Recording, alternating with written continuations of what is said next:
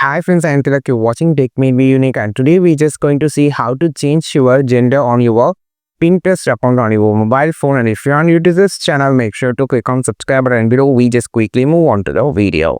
So how to select or how to change your gender option on your Pinterest account, I just going to show in this video. For that, first of all, click on the saved option. If you're just using your normal account, click on the profile option on the top round corner, or if you're just using business account, click on the three dot option on the top, then click on the setting option. After clicking on the setting option, you have to click on the option called account management.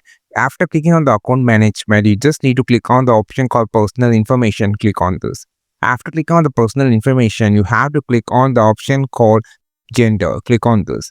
So here you have the three custom option: male, female, and custom. You can just change your gender by just clicking it. This is the way that you can just change the gender, or you can select the gender for your Pinterest account profile. I think this video helped you a lot. Like this video, share this video, subscribe this channel.